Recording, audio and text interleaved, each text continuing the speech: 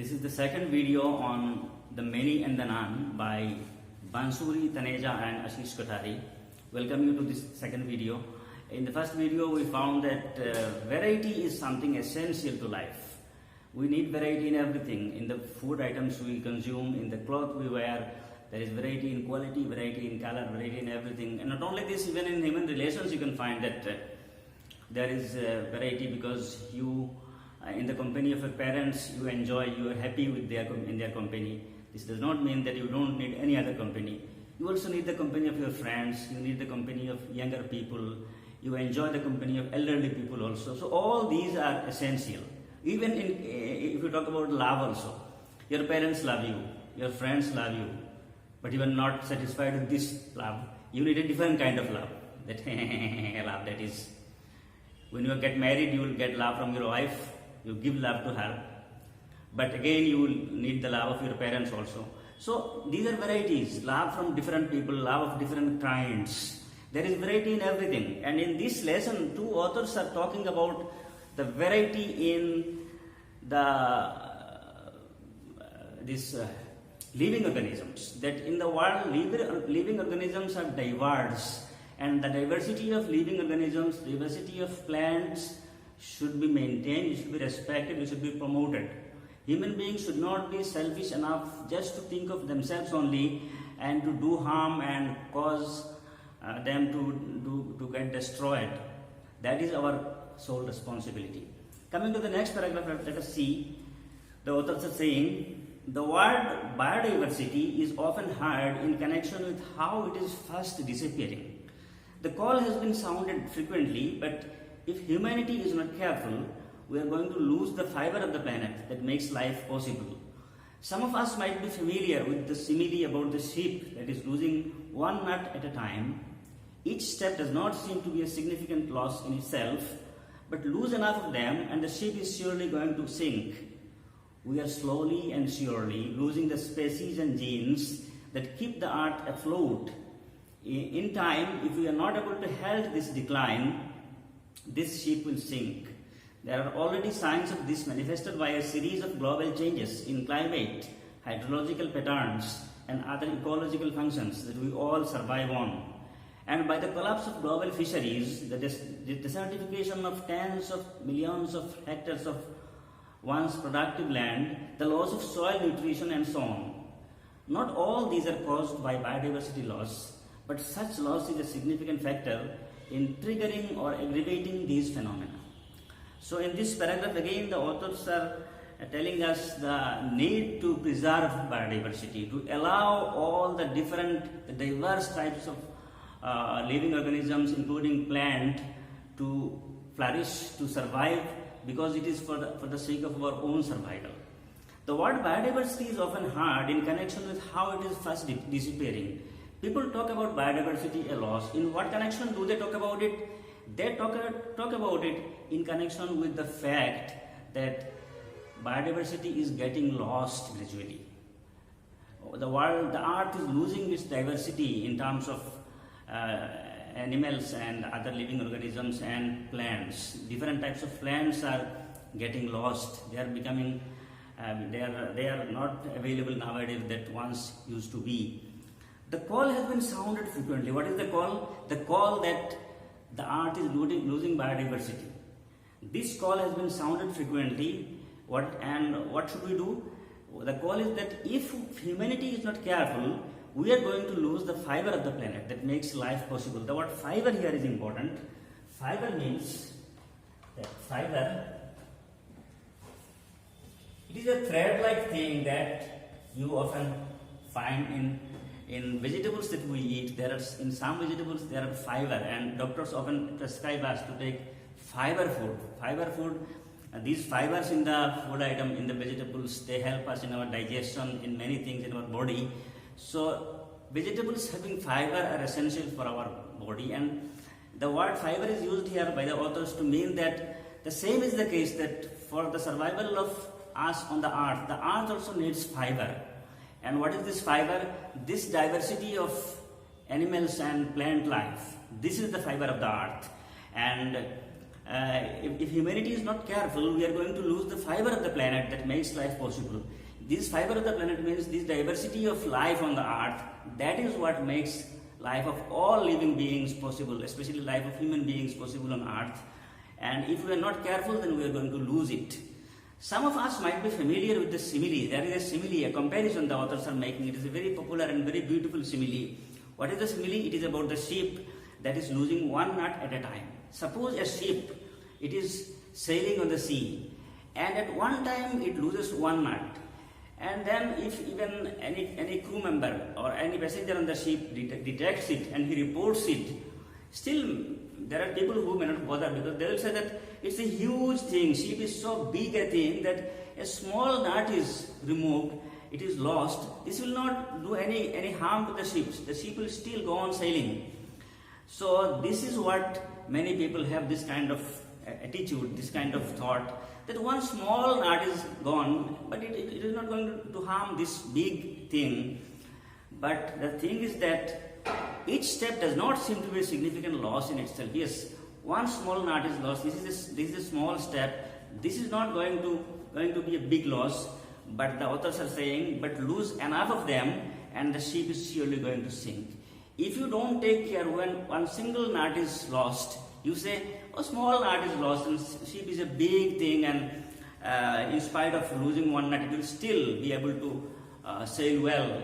Then you are not indifferent to this alarming situation, and you are allowing one nut after another, and then another nut, and then another nut. So the authors are saying, lose enough of them, and the ship is surely going to sink.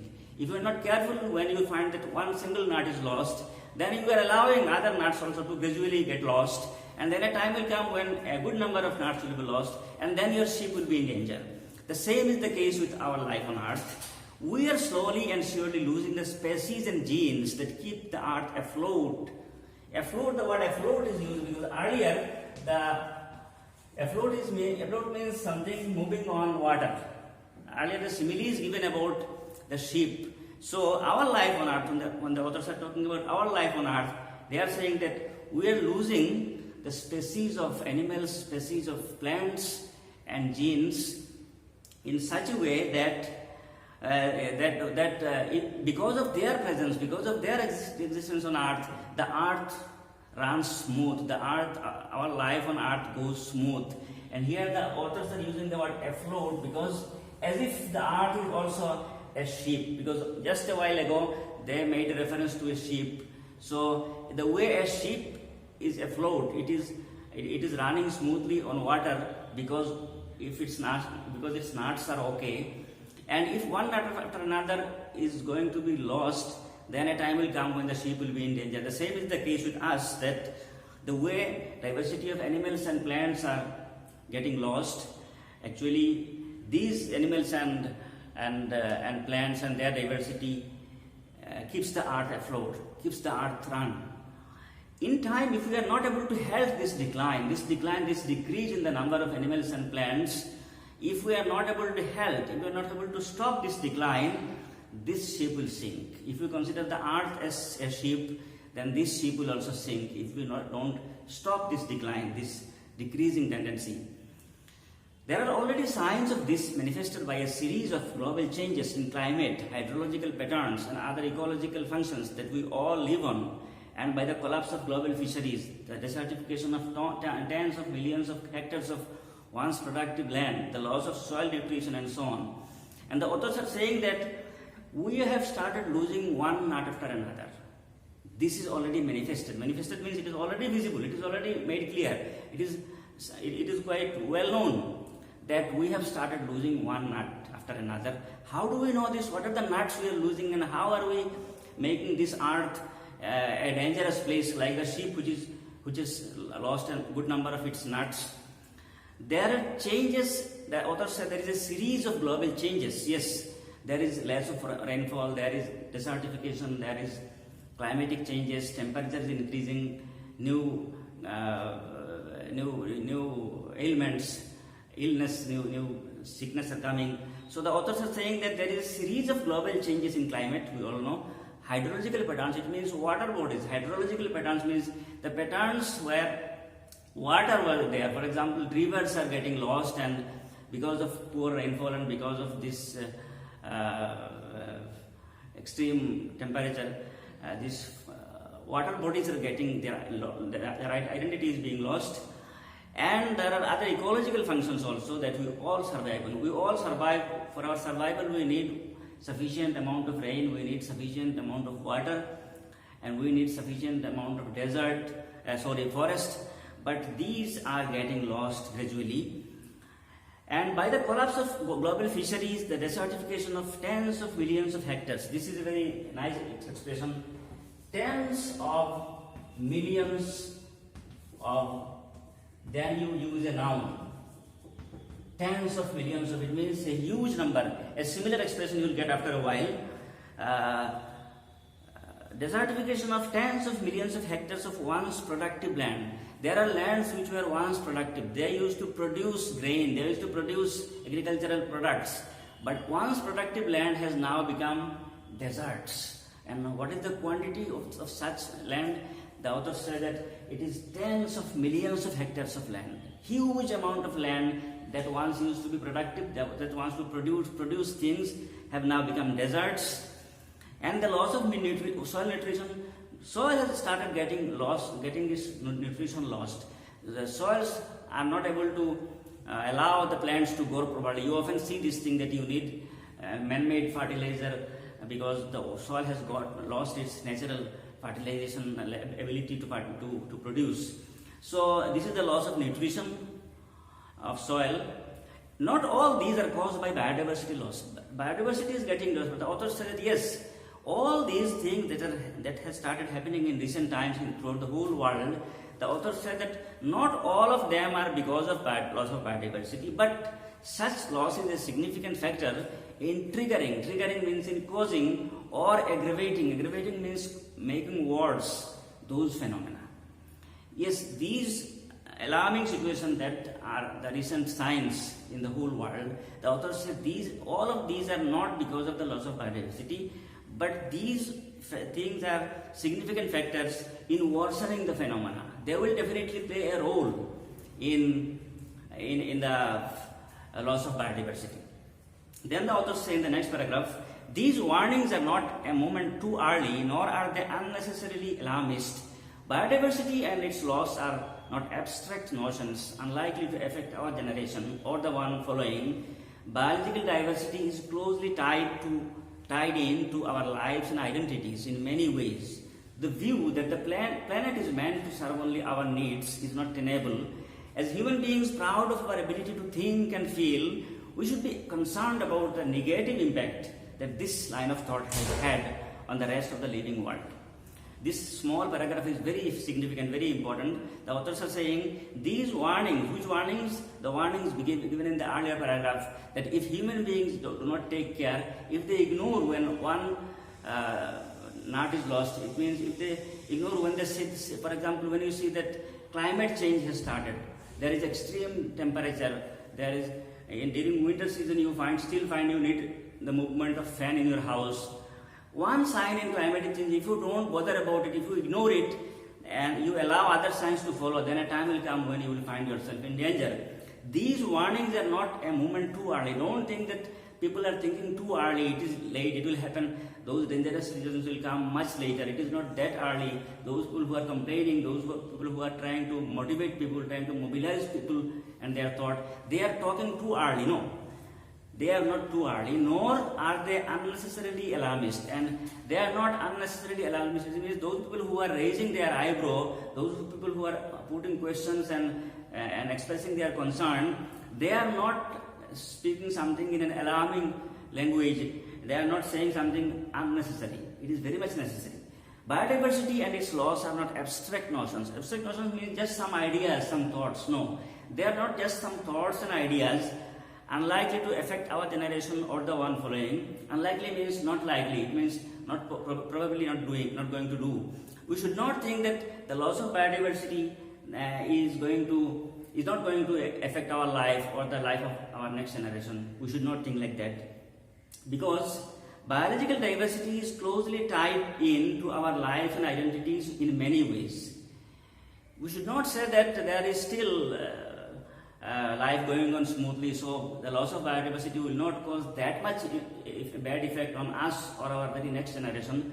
We should not console ourselves with such kind of thoughts, because biodiversity, biological diversity is closely linked to our survival in many ways. What are those many ways? The view that the planet is meant to serve only our needs is not tenable. Tenable means acceptable. Tenable. That we human beings, we are the superior compared to other living organisms, and this earth is for us only. It is supposed to satisfy our need only. We should rule the earth. We should think about the welfare of human beings. We should construct buildings, and we should cut trees, and we should remove the forestry, and there should be huge buildings and industries. We are going to do this and that. This kind of thought that the planet is just for our need, this is not acceptable. This idea, this notion is not wise. As human beings, proud of our ability to think and feel, this is special to human beings. Human beings have the ability to think, they have the ability to explore, they have the ability to invent new technological devices. All these capacities are unique for human beings. Other living organisms cannot do it.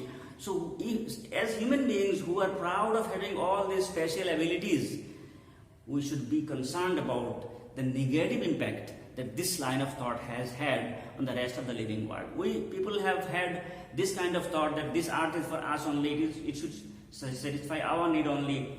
And in having such thought, we in a way ignore and disrespect the existence of other living organisms. And this kind of attitude, this kind of thought has already, this kind of negative thought has already had its influence on the life of other living organisms. They are getting lost, their identity is lost, their variety is lost. And once their variety is lost, it will definitely have its effect on our lives too. Coming to the next paragraph, though it concerns all of us, biodiversity is most directly related to the everyday lives of India's ecosystem people. This is very important word, ecosystem people. Hundreds of millions of small farmers, fisher folk, herders and hunter-gatherers, a substantial number of them tribal, depend on the diversity of species, genetic varieties and ecosystem services for their livelihoods and cultural lives. It provides them with their fuel, food, fodder for livestock, housing materials, medicine and spiritual sustenance. The loss of biodiversity is a direct attack on their very survival. For this part of humanity, the ship is already sinking. We may be those who are in urban areas, but those who are not that much close to nature, those whose livelihood does not depend on natural things directly, we are enjoying this technological advancement. We are living a somewhat sophisticated life. For us, we may think that the loss of biodiversity is not causing that much harm. In fact, actually, biodiversity loss is causing harm to everybody, or it will definitely cause. But the authors are saying that though it concerns all of us, it means the loss of biodiversity. Loss of biodiversity concerns all of us, but the author said some people are there, some communities of people are there who are mostly dependent on biodiversity. If biodiversity is lost, their very livelihood, their very survival will be in difficulty. Who are those people? Biodiversity is most directly related to the everyday lives of India's ecosystem people. Who are these ecosystem people?